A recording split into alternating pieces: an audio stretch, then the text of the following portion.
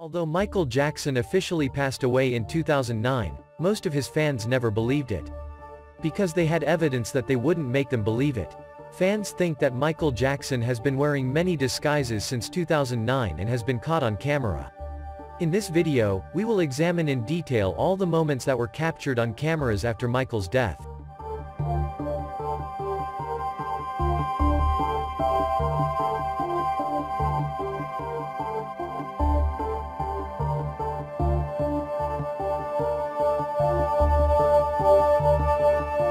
Michael Jackson's body moving while being transported by helicopter, and then a person's recording of Michael stepping out of the ambulance in which he was being transported were his first times being caught on camera.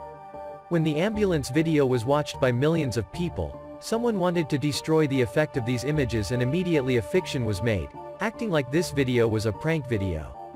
But the Germans had not managed to do the same video in a hurry. There were differences between the original video and the video shot by the Germans. For example, in the original video, the guard raises his left hand, while in the German video, the guard raises his right hand. First of all, how can this be a joke? Who would dare to make such a joke when the sadness of a pop star who has 3 billion fans around the world is fresh on the fans? This was completely made to cover up the original incident. They couldn't cover the helicopter incident because the whole world was broadcasting live at that moment.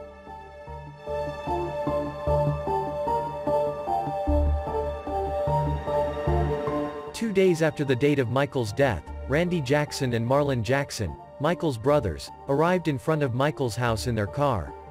But they weren't the only ones in the car. Who was that masked man sitting in the back seat, we wonder?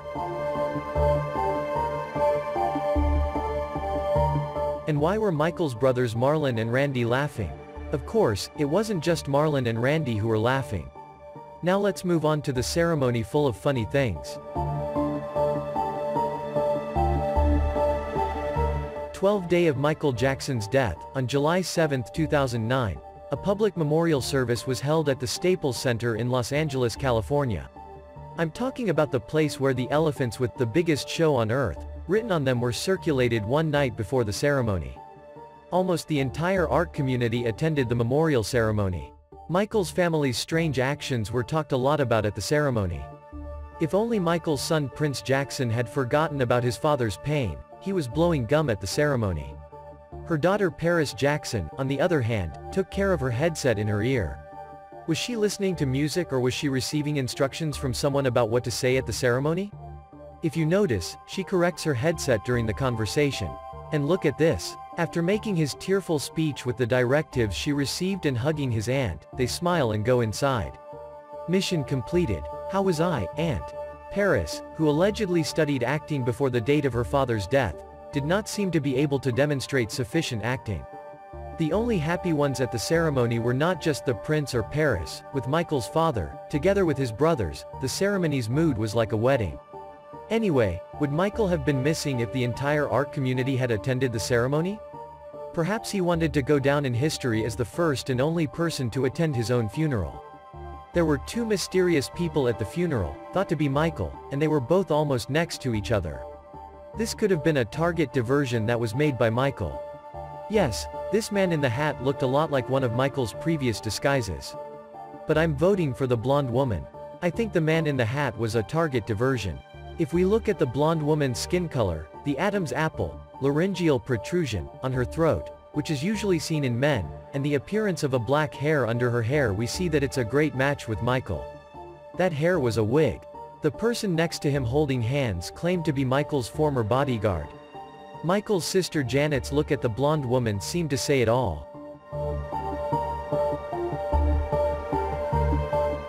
On September 3, 2009, 3 months after the date of Michael Jackson's death, there was a program by Larry King on the CNN channel.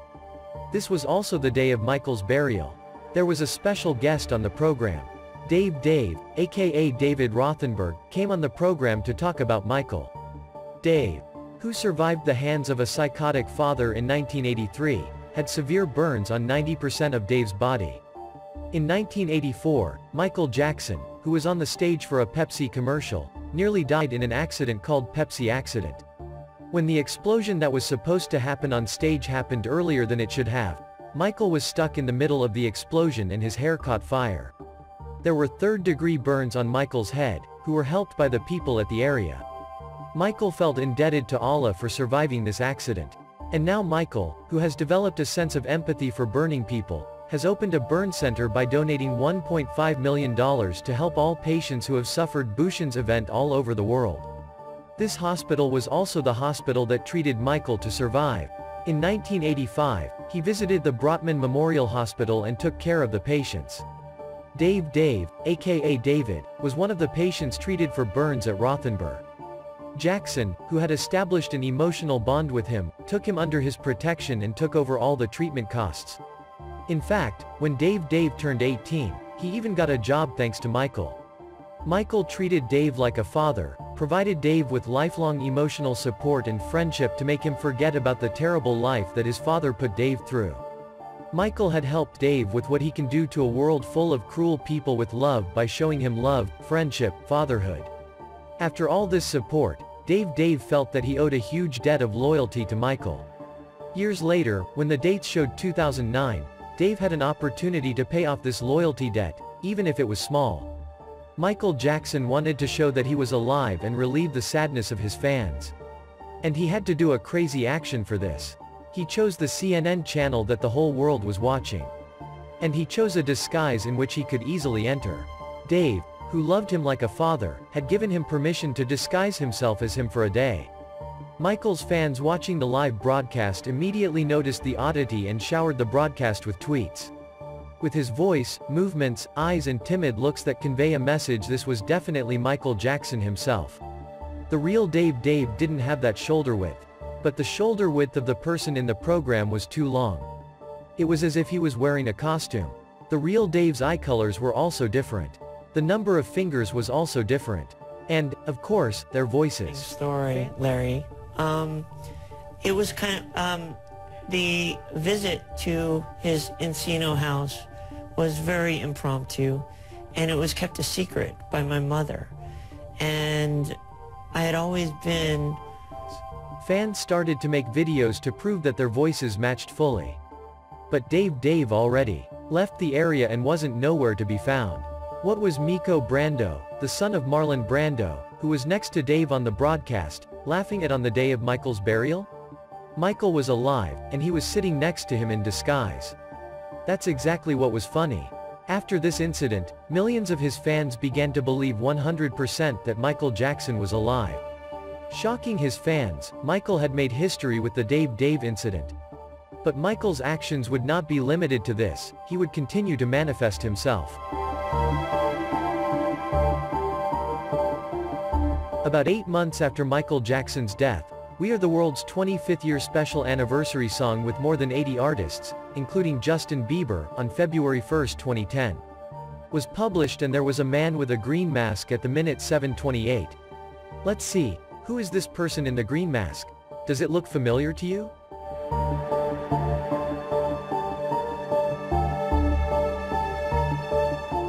Have you ever noticed the old man who appeared in the Hollywood Tonight clip that aired in March 2011 before? This old man, who was quite mobile for his age, was dancing quite well.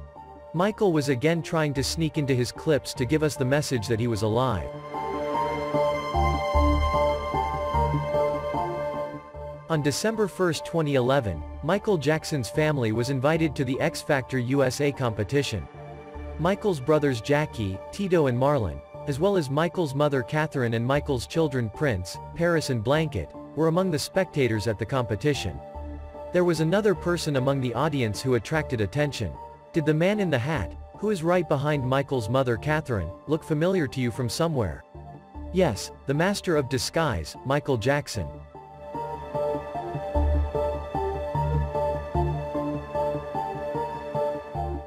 Many family members attended the wedding of Siggy Jackson, the son of Michael Jackson's niece Jackie Jackson, which took place in 2017.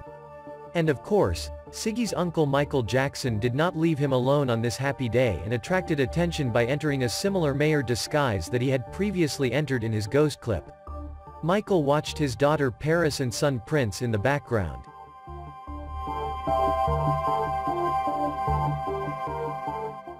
Atlanta, an American comedy-drama television series developed by Donald Glover about the events that happened to two cousins who are trying to make a name for themselves in the rap market, had an episode called Teddy Perkins that was released on April 5, 2018. Teddy Perkins was a fictional character portrayed by Donald Glover. The details that the character told in the series and the tips he gave coincided with Michael one-on-one. The details Teddy gave when he told about his brother were very interesting. He told his brother was alive, that he will come back very soon, that he can come back with a great album, and he couldn't go out anymore due to a skin disease. And he noted that their father behaved badly to discipline them just like Michael's father, Joe Jackson. And for the photo of his brother, they used a photo of Michael Jackson that was taken in the past. The face area of the photo was photoshopped. So, in short, the series wanted to officially introduce Teddy's brother as Michael Jackson. But that wasn't the real shock. Next up were the Emmy Awards. The character of Teddy Perkins also attended the ceremony. But while it was expected that there would be Donald Glover portraying the character in Teddy, we saw Donald Glover side by side with Teddy. So, who was disguised as Teddy? Frankly, no one knew about this. But some of them were aware of who he was. For example, Donald Glover. He was buttoning his button out of respect for the person in the character. Who was the person who was so respected? Could Michael, who was previously known for his disguises, was really this crazy to attend the Emmy Awards? While everyone is wondering about the secret behind the Weeknd's success in such a short time. In the Weeknd's clip Save Your Tears, published on January 5, 2021, the man playing the piano in a mask may have answered this curiosity. Perhaps the masked man had given a message by handing the microphone to Abel. Millions of Michael fans were beginning to believe that this masked person was Michael. Messages about Michael Jackson in the movie Uncut Gems, in which Abel starred, strengthened the possibility that Michael Jackson was behind the Weeknd's success. Don't forget to watch the videos on our channel to get more information about the subject. The dates indicated August 6, 2015. Michael's son Prince Jackson, in particular, the dancer Omar Badi, who has also been mentioned with allegations that he is Michael's secret son, together with the sons of Michael's older brother, Jermaine Jackson, Jaffer Jackson and Your Majesty Jackson. A boat party was organized as a family. But there was someone else on the boat besides the family. Someone was getting the attention on themselves. While everyone is overwhelmed by the heat in the sun of Miami, which is known for its hot weather, while walking around in short-sleeved t-shirts and entering the sea to cool off, there was someone who stood out quite a lot with a long-sleeved shirt, a tie, trousers, and a fedora hat. The person who can stand out in this heat with this outfit either does not want to be recognized or has a sun allergy. It fits someone very well, doesn't it? Someone with an allergy to the sun needs to disguise to get together with his family. And who was this person? This person was Michael's doctor who treated him for 2 years and 8 months for his broken ankle, Alamorad Farshian. But there were points where this person did not resemble the real doctor. As you know, Michael was helping people under the organization named Heal the World. And Alamorad wanted to continue Michael's legacy by establishing the Heal the Earth Institution instead of Heal the World. But the strange thing here is that a man who completely devoted himself to his profession before Michael's death, suddenly thinks about doing charity work. The change is not limited to this, of course. Alamorad also starts singing under the stage name Jack Crooner by changing his style and name. And is that all? The greatest clue happened in Jack's stream with Michael's son Prince on Facebook. Prince called him Michael, not knowing that Jack was on air. Don't forget to look at the videos that I will leave in the comments to watch this big event and more. In this video, we examined why Michael's fans believe that he is still alive in 2023. In order for you to understand the chain of events, we had to start from the year 2009. In this way, I wanted to show you that the faith of the fans is based on more solid foundations. Stay with love, see you in the next video.